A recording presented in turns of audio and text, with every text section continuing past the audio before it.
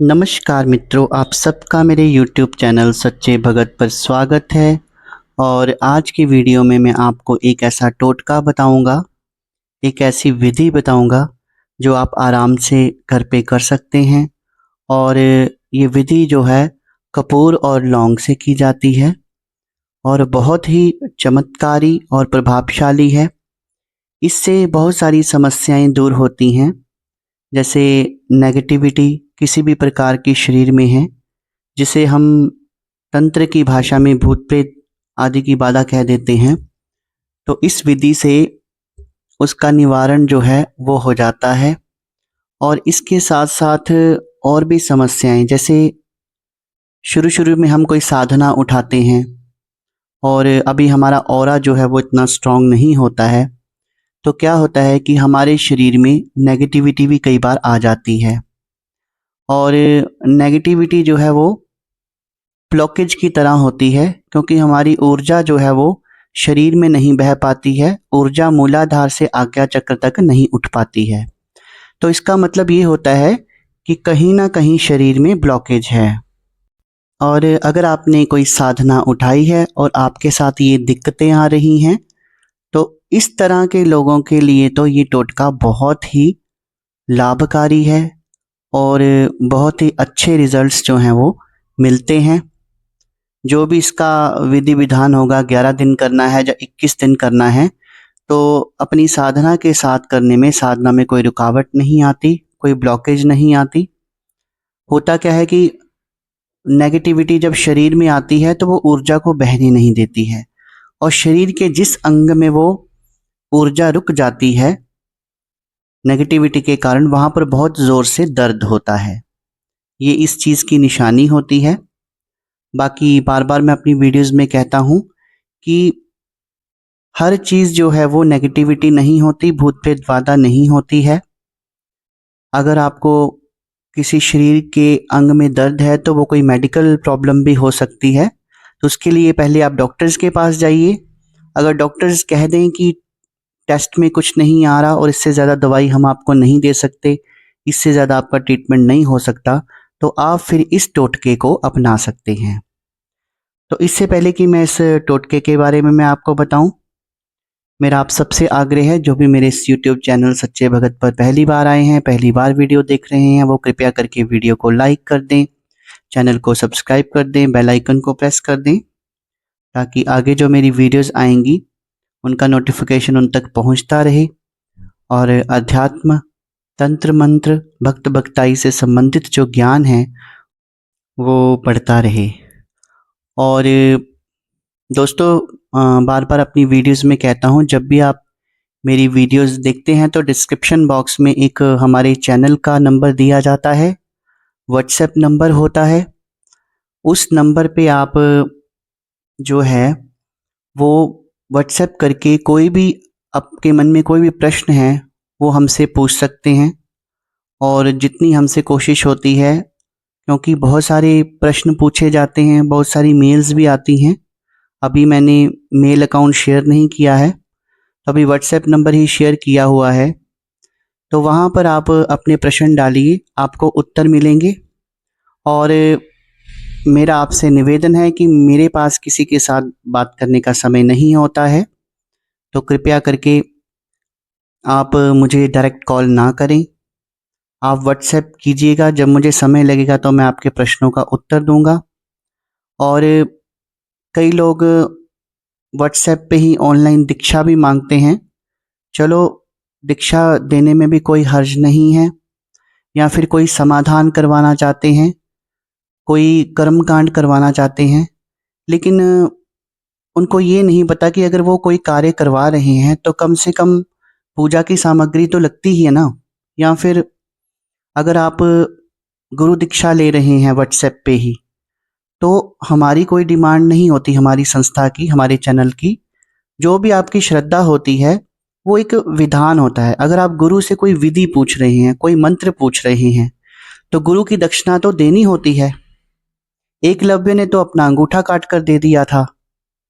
तो क्योंकि हमारी संस्था आगे सोच रही है कि माता महाकाली, माता पार्वती हैं जो, और भगवान शिव का एक भव्य मंदिर बनाया जाए, पता नहीं, अभी हम सोच रहे हैं इसके बारे में, वो पता नहीं आगे बनेगा या नहीं बनेगा। पर आप लोग सहयोग नहीं करेंगे तो कैसे होगा ये तो आपके सहयोग पर ही है कि एक सिद्ध पीठ बनाया जाए। तो जब आप व्हाट्सएप करते हैं तो अगर आप अपने आपके मन में जो भी श्रद्धा है, किसी को ये नहीं बाकी गुरुओं की तरह कहा जाता कि 11,000 डाल दीजिए, 20,000 डाल दीजिए, 50,000 डाल दीजिए। आप जो भी आपके मन में श्रद्धा हो वो आप डालें। और विधान भी है कि जब गुरु धारण ऑनलाइन करना है या कहीं पे भी करना है या फिर उनसे कोई मंत्र लेना है, कोई विधि विधान सीखना है, तो दक्षिणा तो पहले देनी ही पड़ती है। ये तो शास्त्रों में भी लिखा है। फिर उस पैसे को आगे धर्म कार्यों में, जैसे मंदिर बनाने की सोच रहे हैं, शिव शक्ति का धाम बनाने की सोच रहे हैं, तो उसमें हम लगाएंगे अगर वहाँ तक हम पहुँच पाए। तो चलिए अभी विषय से हम भटकते नहीं हैं। तो लौंग और कपूर जो है, बड़ी साधारण सी चीज़ें हैं। लौंग, कपूर जो हर घर में मिल जाता है, तो उससे कैसे हम घर पर ही लाभ उठा सकते हैं कि हमें किसी ओझा भगत तांत्रिक के पास ना जाना पाए। और बहुत ही ज़्यादा इफ़ेक्टिव होता है। ये ऐसे नहीं है कि ऐसे वीडियो बनाने के लिए आपको बता दिया गया है, लेकिन उसके लिए ये ज़रूरी है कि आपने किसी मंत्र का जाप किया हो या फिर किसी स्रोत, किसी चालीसा का आप जाप करते हो। तो दोस्तों करना क्या है, मान लीजिए आपको ऐसे लगता है कि आपके शरीर में नेगेटिविटी है।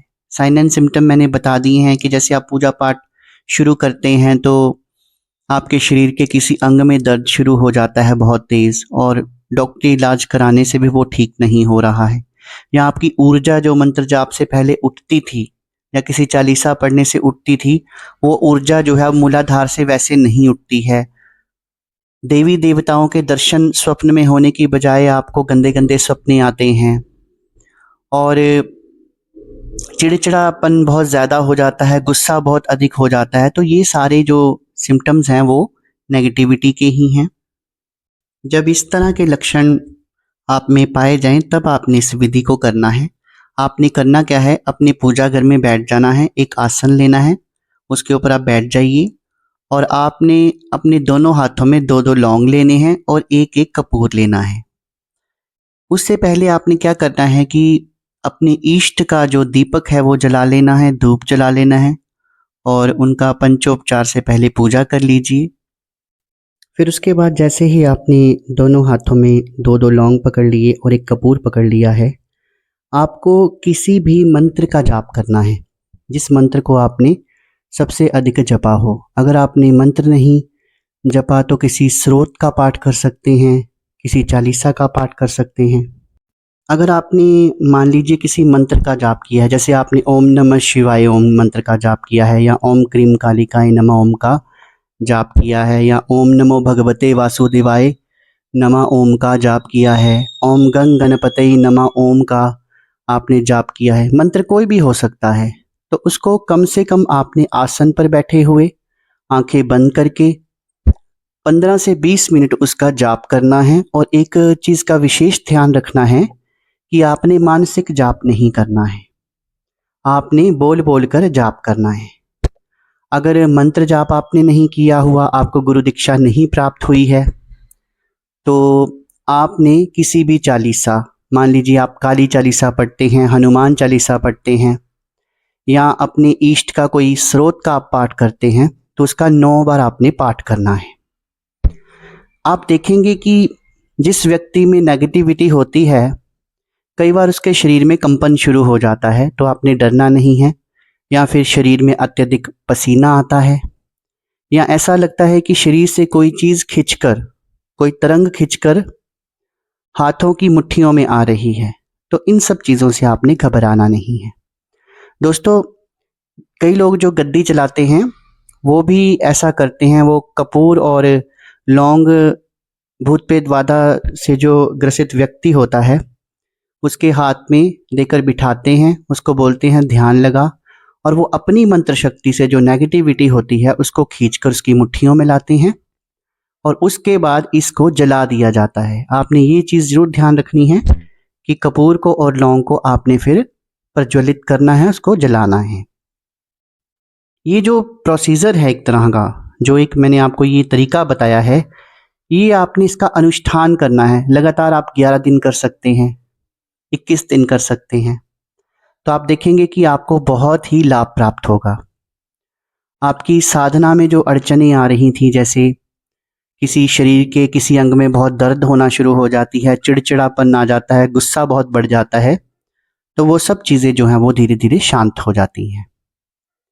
तो हम भी इस विधि को अपनाते हैं जब हम साधना में बैठते हैं। अगर हमें ऐसी कोई दिक्कत हो, अब तो ऑरा स्ट्रांग हो गया है तो कोई ऐसी दिक्कत आती नहीं है, पर शुरू शुरू में साधकों को ये दिक्कतें आती हैं, तो आप इस विधि को अपना सकते हैं। इससे अपनी और किसी और की जो भूत बाधा है उसको दूर कर सकते हैं। साथ में जब आप इस विधि को कर रहे हो तो पास में एक जल लोटा भी रख लें और अंत में उसे पी लें, क्योंकि जो पाठ आप करेंगे उसकी सारी जो तरंगे होती हैं उसके अंदर जाती हैं और जल जो है वो अभिमंत्रित हो जाता है। इस जल को जब आप पिएंगे तो उससे भी नेगेटिविटी जो है बहुत जल्दी दूर होती है। जो भी आपके शरीर में कोई नेगेटिविटी आ गई है, बहुत फास्ट रिजल्ट मिलते हैं। तो ये काम भी आपने साथ में करना है। तो आशा करता हूँ दोस्तों, आज जो मैंने जानकारी दी है आपको वो जानकारी अच्छी लगी होगी। और दोस्तों, जैसा कि मन में इच्छा आई है, जैसे मैंने पहले भी वीडियो में बताया कि शिव शक्ति धाम के बारे में हम सोच रहे हैं, तो अगर आप में से कोई भी जो धाम पता नहीं अभी कितने वर्ष लगने हैं बनने में, अगर वो शिव और शक्ति को दान करना चाहता है तो खुल के दान करे। अकाउंट डिटेल भी हम डिस्क्रिप्शन बॉक्स में डाल देंगे। तो दोस्तों, आज की वीडियो में बस इतना ही। कल फिर हाजिर होंगे एक नई वीडियो के साथ। तब तक के लिए शुभ रात्रि, धन्यवाद।